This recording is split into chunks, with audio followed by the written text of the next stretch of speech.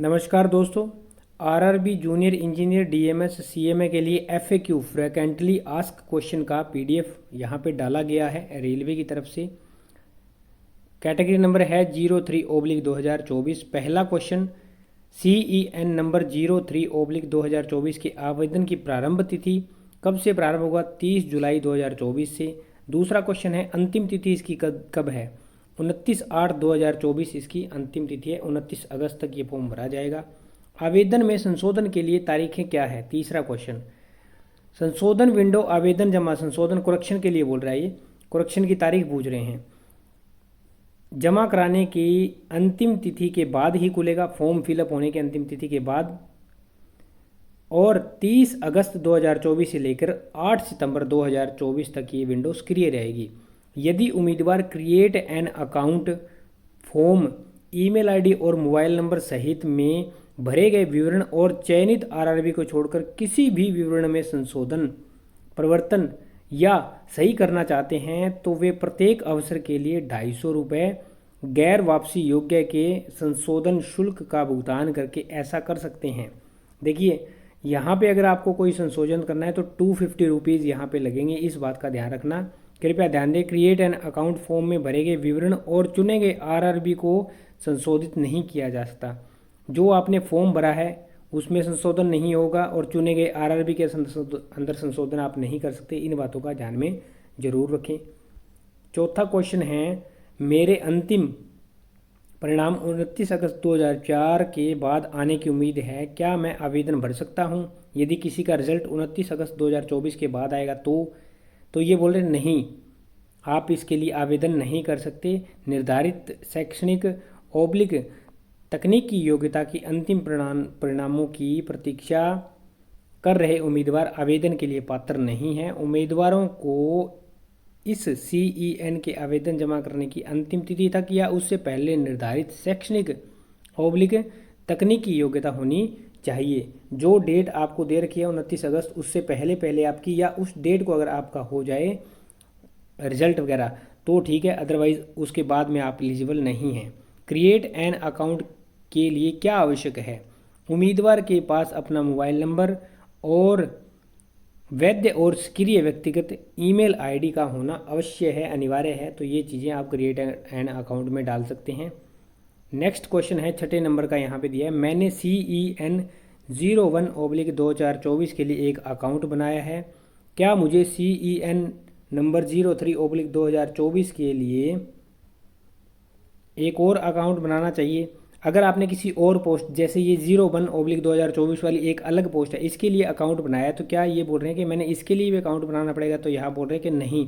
अगर आपने अकाउंट बना लिया, जिन उम्मीदवारों ने वर्ष 2024 में जो ALP वाली भर्ती थी 01/2024 उसके लिए अकाउंट बनाया, या फिर टेक्नीशियन वाली भर्ती 02/2024 इसके लिए बनाया, या RPF वाली 01/2024 उसके लिए बनाया है कांस्टेबल के लिए, या RPF सब इंस्पेक्टर की 02/2024 के लिए बनाया है, तो उनका पहले एक अकाउंट बना हुआ है, उन्हें फिर से अकाउंट बनाने की आवश्यकता नहीं है। 03/2024 के आवेदन के लिए उसी उपयोगकर्ता का नाम व पासवर्ड उपयोग करके आप लॉगिन कर लीजिए। फिर वहाँ पे फॉर्म सेलेक्ट कर लीजिए कि मुझे JEE का भरना है, RPF का भरना है, ALP का भरना है, या NTPC का भरना है, वो ऑप्शन आ जाएगा, वो उससे भर लीजिए। क्रिएट एन अकाउंट की प्रक्रिया क्या है? प्रक्रिया जान लीजिए। अप्लाई बटन के तहत क्रिएट एन अकाउंट चुनें। उम्मीदवार के मोबाइल नंबर और ईमेल आईडी सहित पूछे गए सभी विवरण दर्ज करें। OTP उम्मीदवार के मोबाइल नंबर और ईमेल आईडी पर भेजा जाएगा। इसे दर्ज करके जमा करना होगा, तो आपका क्रिएट एन अकाउंट वहाँ पे बन जाएगा। 8 नंबर क्वेश्चन, क्या मैं क्रिएट एन अकाउंट का विवरण में बदलाव कर सकता हूँ? क्रिएट एन अकाउंट के विवरण में बदलाव की बात पूछ रहे हैं, तो एक बार अकाउंट बन जाने के बाद उम्मीदवार क्रिएट एन अकाउंट में किसी भी विवरण में बदलाव नहीं कर सकते, जान लीजिए, चेंज नहीं होगा कुछ भी। क्रिएट एन अकाउंट के बाद अगली प्रक्रिया पूछ रहे हैं यहाँ पे उम्मीदवार क्या है? होम पेज पर जाना है। अप्लाई टैब के तहत ड्रॉप डाउन मेन्यू से ऑलरेडी हैव एन अकाउंट उसको चूज़ करना है। अपने अकाउंट में साइन इन करना है। इसमें 5 विस्तृत अनुभाग हैं: व्यक्तिगत विवरण, अन्य विवरण, शैक्षणिक योग्यता, प्रोफाइल दस्तावेज अपलोड, प्राथमिकता एवं पूर्वावलोकन और जमा। ये 5 हैं। व्यक्तिगत विवरण दर्ज करने के बाद सुरक्षित करें और अगले अनुभाग पर आगे बढ़ें और इस तरह से जारी रखें जब तक कि उम्मीदवार अंतिम अनुभाग, प्राथमिकता और पूर्वावलोकन और जमा तक न पहुंच जाए। यानी एक एक करते हुए आपको बढ़ना है, शुरू वाले पहले फोल्डर से, उसके बाद दूसरा, तीसरा, चौथा और पांचवें तक आके जो कि आपका लास्ट है जिसके अंदर आपको सबमिट करना है। उससे पहले रीचेक करना होता है, तो रीचेक पूर्वावलोकन के बाद आपको यहाँ पहुँच जाना है जहाँ उम्मीदवार अंत में आवेदन जमा कर सकता है। शुल्क भुगतान प्रक्रिया करें। अंत में पंजीकरण संख्या वाले आवेदन का एक प्रिंट आउट लें। क्रिएट हो गया आपका अकाउंट। यहाँ पे अगली प्रक्रिया कंप्लीट। क्वेश्चन नंबर 10 पे आ गए। ये पूछ रहे हैं क्या आवेदन भरने के लिए मोबाइल नंबर का उपयोग कर सकते हैं। एप्लीकेशन मॉड्यूल की कुछ विशेषताएं मोबाइल प्लेटफॉर्म में ठीक से काम नहीं करेगी, इसलिए डेस्कटॉप / लैपटॉप का उपयोग करने की सलाह दी जाती है।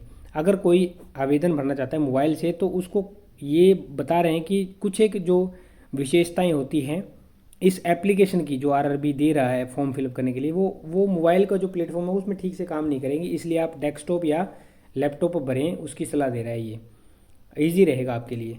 लॉगिन करने की प्रक्रिया क्या है। पंजीकृत मोबाइल नंबर और ईमेल आईडी दर्ज करें, इसके बाद पासवर्ड कैप्चा डालें और जमा करें, आप लॉगिन हो जाओगे। CN0103/2024 में कितने वेतन स्तर हैं। वेतन स्तर यहाँ पे पूछ रहे हैं, तो यहाँ पे 2 वेतन स्तर है, 6 और 7। हालांकि 7 के लिए उम्मीदवारों को केवल आरआरबी गोरखपुर के लिए आवेदन करना है, जहाँ पे टोटल 17 पोस्ट दी गई है। ठीक है, आगे आ जाता है क्या मैं दोनों वेतन स्तर के लिए सामान्य आवेदन जमा कर सकता हूँ। हाँ, दोनों वेतन स्तर के लिए एक सामान्य आवेदन जमा किया जाना चाहिए। 14 नंबर, क्या मैं अलग अलग वेतन स्तरों के लिए अलग अलग आरआरबी से आवेदन कर सकता हूँ। नहीं, उम्मीदवार को केवल एक आरआरबी के लिए आवेदन करने की अनुमति है। उम्मीदवार जो दोनों स्तरों यानी वेतन 7 और वेतन 6 के लिए पात्र हैं उन्हें केवल आरआरबी गोरखपुर लिए आवेदन करना होगा। सिर्फ एक के लिए आवेदन करना होगा। कहीं आप 7 के लिए तो गोरखपुर में कर दो और 6 के लिए पटना में कर दिया या फिर मुजफ्फरपुर में कर दिया या रांची में कर दिया, कहीं कर दिया, तो ये नहीं चलेगा। क्या मैं एक से अधिक आरआरबी के लिए आवेदन कर सकता हूँ। नहीं, ऐसा भी नहीं कर सकते। आपको ऐसा नहीं करना चाहिए। एक से अधिक आरआरबी में आवेदन करने पर सभी आवेदन अस्वीकृत कर दिए जाएंगे और आरआरबी और आरआरसी से सभी भावी परीक्षाओं से वंचित कर दिया जाएगा। ऐसा भी नहीं कर सकते आप। 16 नंबर, क्या मैं एक ही आरआरबी से एक से अधिक आवेदन कर सकता हूँ। नहीं, आपको ऐसा नहीं करना चाहिए। एक ही आरआरबी से कई बार आवेदन करने पर सभी आवेदन अस्वीकृत हो जाएंगे और आपको आरआरबी और आरआरसी की भावी परीक्षाओं से, कहने का भाव है कि आपको एक ही फॉर्म भरना है, सिर्फ वो आप पसंद कर लीजिए कौन सी आरआरबी चूज़ करना चाहते हैं, आपके नज़दीक में या जहाँ ज़्यादा वैकेंसी है वहाँ, या फिर आपका कोई और जहाँ मन कर रहा है उसके हिसाब से एक फॉर्म डालना है, सिर्फ एक आरआरबी डालनी है। नेक्स्ट, मैंने लेसिक सर्जरी कराई है, क्या मैं आवेदन करने के लिए योग्य हूँ। लेजिक सर्जरी से गुजरने वाले उम्मीदवार उन पदों के लिए योग्य नहीं हैं जिनके लिए चिकित्सा मानक A3 की आवश्यकता है। ये कृपया नोट, इसके लिए हमने ऑलरेडी वीडियो बना दी है। A3 वाले जो हैं वहाँ लेसिक आपका नहीं चलेगा, बाकी जगह लेसिक वाले एलिजिबल है। ठीक है। 18 नंबर पे आधार सत्यापन की आवश्यकता क्यों है। उम्मीदवार की वास्तविकता अनुसूचित करने और परीक्षा के दौरान प्रतिरूपण को रोकने के लिए आधार सत्यापन आवश्यक है। आरआरबी आधार विवरण किसी तीसरे पक्ष के साथ साझा नहीं करेंगे और इस CN के उद्देश्य के अलावा किसी अन्य प्रयोजन के लिए उनका उपयोग नहीं करेंगे। देखिए, आपका उम्मीदवार जो है उसको सत्यापन के लिए कि उम्मीदवार वास्तविक है या नहीं, उसके लिए आधार सत्यापन जरूरी है। और रेलवे या आरआरबी अपना जो आपका जो डिटेल दिया गया उसको किसी अन्य के साथ साझा नहीं करेंगे, इसलिए मांग रहे हैं। नेक्स्ट है 19 नंबर क्वेश्चन, अगर मेरे पास आधार नहीं है तो मुझे क्या करना चाहिए। किसी उम्मीदवार के पास अगर आधार नहीं है तो निम्नलिखित दस्तावेज है उसका विवरण दे सकता है। किसका। Driving licence, passport, PAN card, voter ID card, नियोक्ता ID सरकारी की जो होती है नियोक्ता ID कार्ड उसको, स्कूल, कॉलेज और किसी विश्वविद्यालय अन्य कहीं से भी अध्ययन कर रहे हैं तो वहाँ से आप दे सकते हैं। ऑनलाइन आवेदन में चयन दस्तावेज CBT 1, CBT 2, DV, ME medical examination आदि के दौरान प्रस्तुत किए जाने चाहिए। जो भी आप इनमें से कोई भी डॉक्यूमेंट उपयोग करें, जब भी आपका जहाँ CBT 1 होगा, 2 होगा, DV होगा, मेडिकल होगा, तो वहाँ पे आपको इनमें से जो आपने आवेदन करते समय आई कार्ड लगाया है या पहचान पत्र लगाया है, वो आपको यहाँ पे आगे देना रहेगा, दस्तावेज जो भी लगाया है। 20 नंबर क्वेश्चन, यदि मैंने अपना नाम पहले ही बदल लिया है तो मुझे कौन सा दस्तावेज प्रस्तुत करना चाहिए। किसी ने नाम बदला है तो आवेदक के पास नाम परिवर्तन के लिए एक राजपत्र, अधिसूचना या प्रासंगिक कानूनी दस्तावेज होना चाहिए और भर्ती प्रक्रिया के दौरान अनुरोध पर इसे प्रस्तुत करने के लिए तैयार रहना चाहिए। दस्तावेज सत्यापन के समय इसे जमा किया जाना चाहिए। आवेदकों को क्रिएट एन अकाउंट के दौरान मूल नाम और परिवर्तन नाम भी भरना होगा। ऐसे मामलों में दोनों नाम आवेदन में दर्शाए जाएंगे। आपको डॉक्यूमेंट वो साथ में उस टाइम लेके जाना पड़ेगा, ठीक है। और जो भी डॉक्यूमेंट आपको ये दोनों बताए हैं वो डॉक्यूमेंट आपको प्रस्तुत करने रहेंगे, दोनों में से कोई एक दिया रहेगा, नाम आपको दोनों डालने रहेंगे। तो यहाँ तक हमने 20 क्वेश्चन कर लिए हैं। बाकी के जो आगे के क्वेश्चन बच चुके हैं वो नेक्स्ट वीडियो में कवर करेंगे। उम्मीद करता हूँ जानकारी समझ पाए होंगे।